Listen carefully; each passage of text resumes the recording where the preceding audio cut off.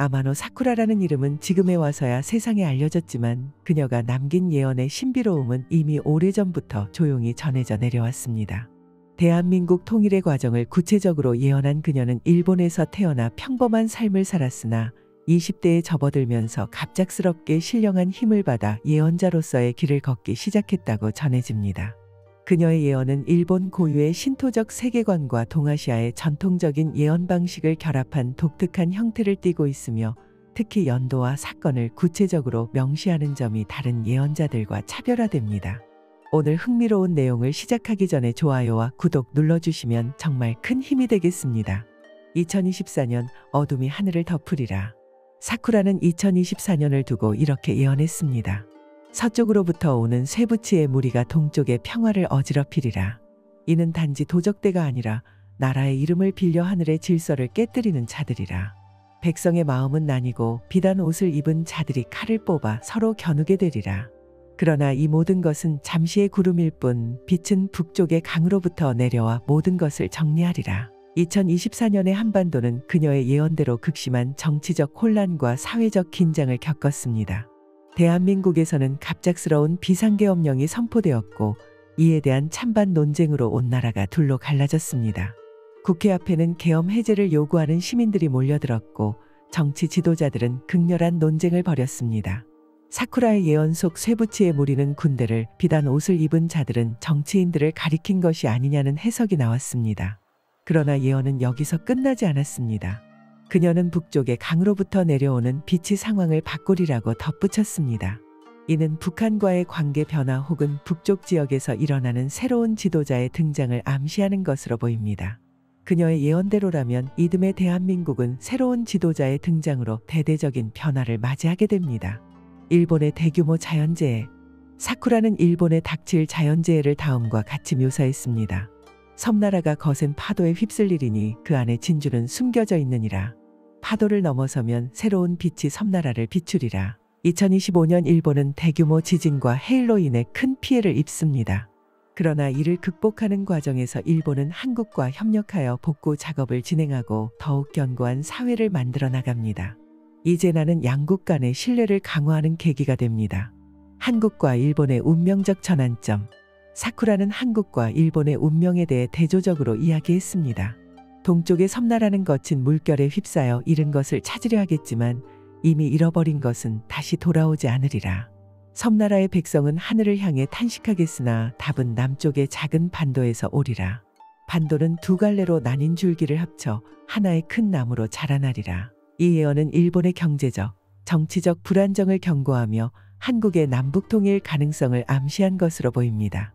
일본은 2025년 대규모 자연재해와 정치적 혼란을 겪으며 어려움에 빠지게 되고 한국은 이러한 일본을 지원하면서 동아시아의 새로운 중심 국가로 부상할 것입니다. 특히 사쿠라는 한국의 남북 통일이 일본과 동아시아 전체의 희망의 빛이 될 것이라고 강조했습니다. 2025년 새로운 시대의 서막. 사쿠라의 예언 중 가장 많은 이들의 관심을 끄는 것은 2025년 한국에 대한 이야기입니다. 큰 별이 반도의 하늘에 떠오르리라. 그는 처음에는 작아 보이나 시간이 지나며 온 세상을 밝히는 빛이 되리라. 그는 칼을 들지 않고도 전쟁을 멈추고 땅에 핏물이 흐르지 않게 하리라. 이는 오직 그가 북쪽과 남쪽의 마음을 하나로 묶을 수 있기 때문이니라. 2025년 한국에서는 새로운 지도자가 등장하여 남북 관계를 근본적으로 바꾸는 계기가 마련됩니다. 이 지도자는 남북 통일의 초석을 다지며 동북아시아의 평화와 협력을 이끄는 중심 인물로 떠오릅니다. 그의 리더십은 한국을 국제 무대의 중심으로 끌어올리며 세계적인 주목을 받게 만듭니다. 한편 일본은 2025년 큰 자연재해와 정치적 혼란 속에서 방향을 잃게 됩니다.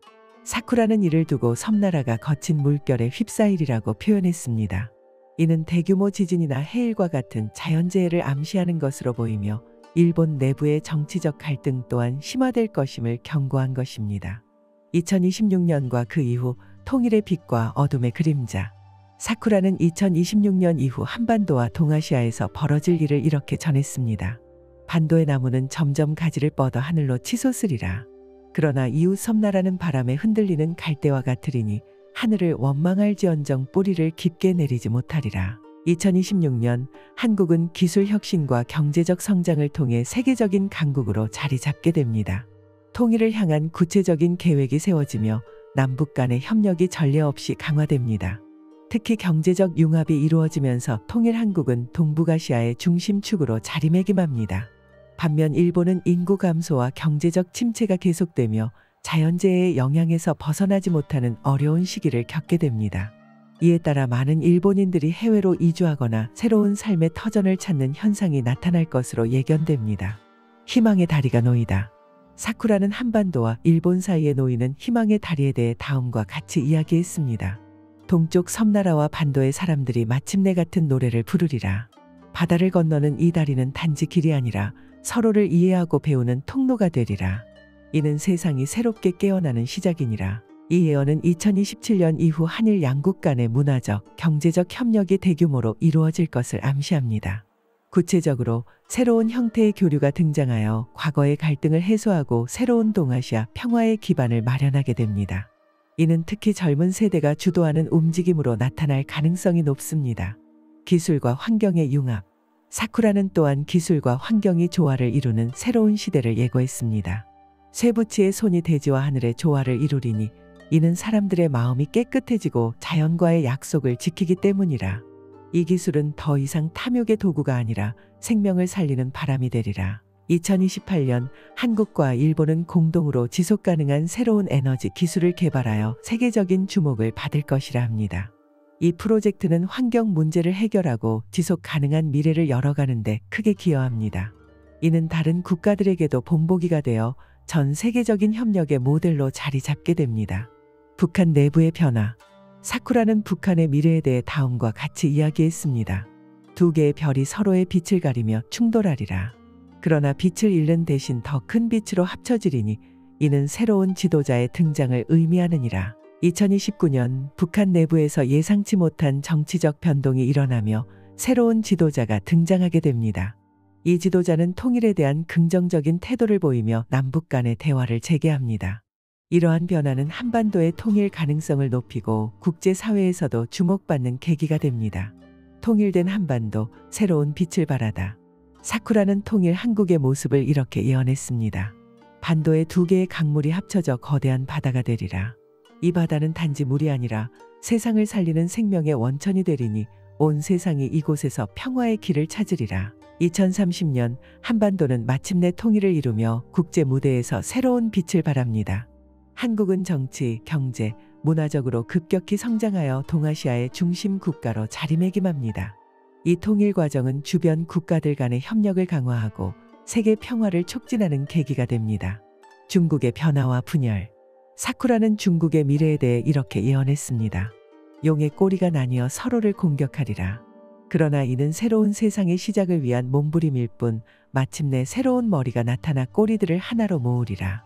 2030년대 초반 중국은 내부 분열과 지역 간 갈등을 겪게 됩니다. 그러나 이러한 혼란 속에서 새로운 지도자가 등장하여 통합과 개혁을 이루어냅니다. 이는 중국이 국제사회에서 더욱 강력한 역할을 맡게 되는 계기가 될 것입니다. 또한 이러한 변화는 한국과 중국 간의 관계를 강화하며 동아시아 평화의 기반을 다지는 데 기여합니다.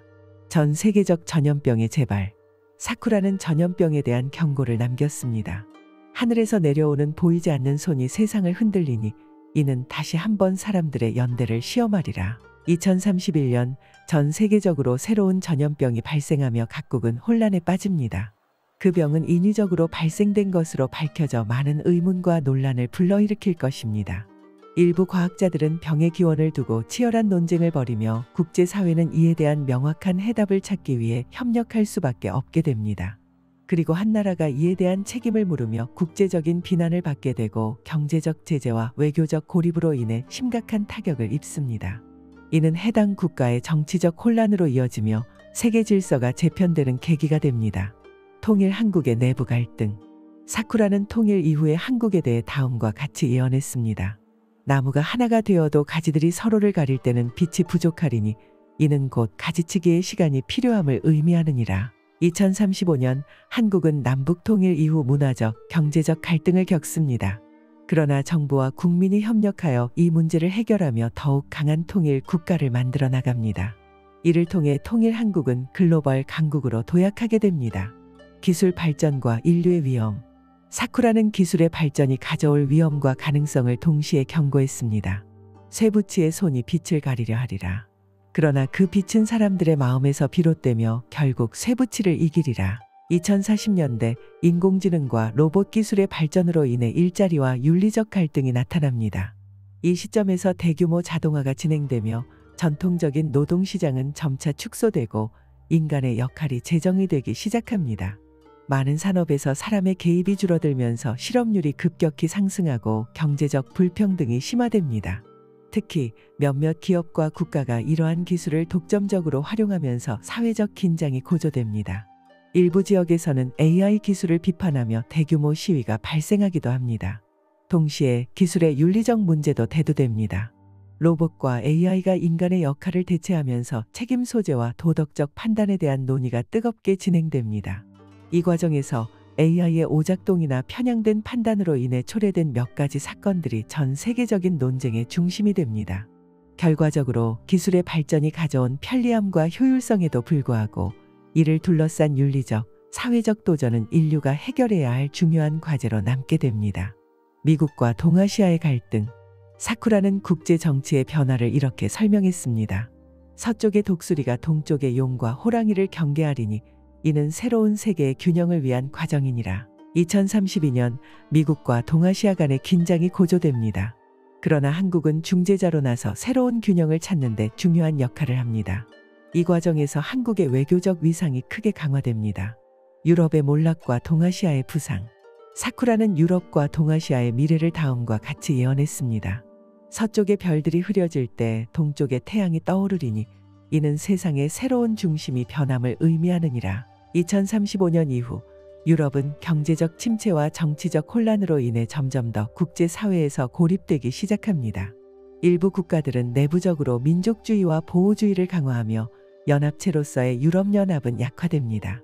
특히 주요 경제 대국들이 자국 중심의 정책을 채택하면서 유럽 전체의 경제적 통합이 흔들리고 무역체계도 혼란에 빠집니다.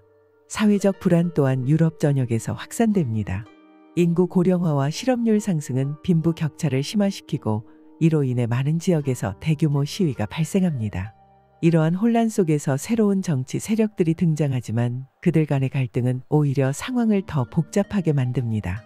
동시에 동아시아는 유럽의 약화를 기회로 삼아 글로벌 무대에서 주도권을 강화합니다. 중국과 일본은 기술 및 제조업에서 경쟁력을 강화하며 특히 한국은 국제무역의 핵심 허브로 자리 잡습니다.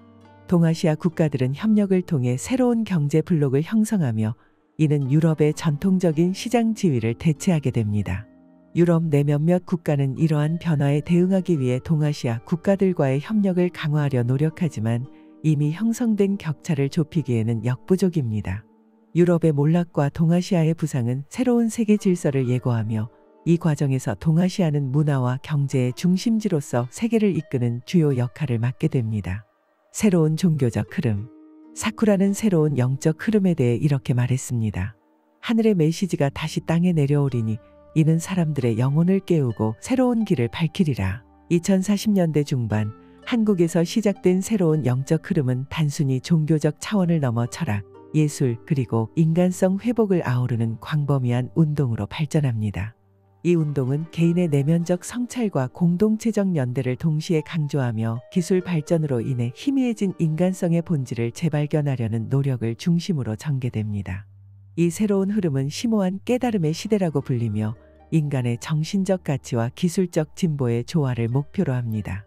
한국의 철학자와 종교 지도자들은 이 운동의 중심에 서서 고대의 전통 지혜와 현대적 관점을 결합한 새로운 사상체계를 발전시킵니다. 이는 동아시아 전통에서 비롯된 조화와 균형의 개념을 기반으로 하며 인류가 기술과 자연 그리고 서로 간의 관계를 재정립하도록 장려합니다. 전 세계적으로 이 흐름은 빠르게 확산됩니다. 많은 국가에서 이 새로운 사상을 받아들이며 기존의 종교적, 철학적 틀을 재구성하려는 움직임이 일어납니다. 특히 기술 발전이 빠르게 이루어진 지역에서는 이 흐름이 인간 소외 문제를 해결하는 데 중요한 역할을 합니다. 기업들은 윤리적 기술 개발에 더 큰 비중을 두기 시작하며 인공지능과 인간의 협력이 윤리적 기준을 따르는 방식으로 재정립됩니다. 예술계에서도 이 새로운 흐름은 강력한 영향을 미칩니다. 음악, 미술, 문학 등 다양한 분야에서 인간성 회복과 내면적 성장을 주제로 한 작품들이 등장하며 이는 전 세계적으로 큰 반향을 일으킵니다. 한국의 예술가들은 이 흐름의 선두에 서서 새로운 표현 방식과 메시지를 통해 인류가 직면한 문제를 탐구하고 해결책을 제시합니다. 그러나 이 새로운 흐름은 모든 이에게 환영받는 것은 아닙니다. 일부 세력은 이러한 변화가 기존의 질서를 위협한다고 간주하며 반발합니다. 특히 기존의 종교적 권위와 대기업 중심의 기술 개발 구조를 고수하려는 집단에서는 이 흐름을 억압하려는 시도가 나타납니다. 이러한 갈등은 새로운 사상이 얼마나 깊고 강력한 영향을 미치고 있는지를 보여주는 단면이기도 합니다. 결국 이 새로운 영적 흐름은 21세기 중반 인류가 직면한 많은 도전 과제들, 특히 기술 발전과 인간성 상실의 문제를 해결하기 위한 중요한 계기가 됩니다. 사쿠라의 예언은 단순한 미래 예측이 아니라 인류가 함께 나아가야 할 방향을 제시하는 지도처럼 받아들여집니다. 이를 통해 한국은 세계적인 영적 중심지로 자리매김하며 인류의 새로운 길을 밝히는 중요한 역할을 계속해서 수행하게 됩니다. 미래를 향한 메시지. 사쿠라는 예언을 끝맺으며 이렇게 말했습니다. 하늘의 별들이 다시 반짝이며 땅은 풍요로워지고 사람들은 서로 손을 맞잡으리라. 이는 단지 예언이 아니라 너희가 만들어야 할 길이니라. 하늘과 땅과 사람이 하나가 되는 그날 진정한 평화가 찾아오리라. 그녀의 마지막 메시지는 단순한 미래 예측을 넘어 우리가 스스로 만들어갈 수 있는 희망찬 미래를 향한 초대입니다. 그녀의 예언은 오늘날 우리에게 방향성을 제시하며 함께 노력해야 할 이유를 상기시켜 줍니다. 그녀는 2025년 한국의 새로운 지도자가 나타날 것이며 그가 남북 통일의 초석을 다지게 될 것이라 했습니다. 여러분은 그 내용에 대해서 어떻게 생각하시는지 생각을 댓글로 나눠주세요. 좋아요와 구독도 잊지 말아주시면 감사하겠습니다.